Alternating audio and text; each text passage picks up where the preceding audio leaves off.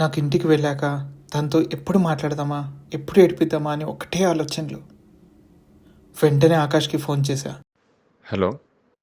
రే, కడుపు నొప్పి తగ్గిందా? ఎలా ఉంది ఇప్పుడు? అరే, అదంతా కాదు, నాకు ఒక అమ్మాయి అంటే ఇష్టం.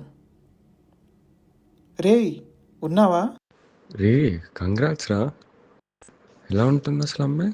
ఆ కళ్ళు నన్ను కోపంగా చూసినా నన్ను చూస్తుందన్న ఆనందంలో ఉండిపోవచ్చురా. అంత ఇష్టం తనంటే.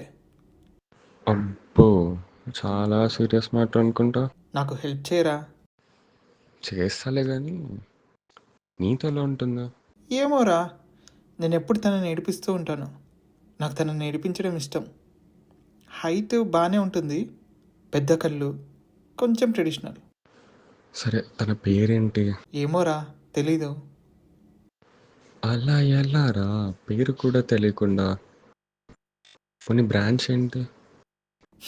అది కూడా తెలీదు. పిచ్చి నీకు. పడే ఫోన్. చెప్తా, నేను వెతుకుదాంలే. ఆ నెక్స్ట్ డే నేను ఆకాష్ కాలేజ్ అంతా వెతికాం.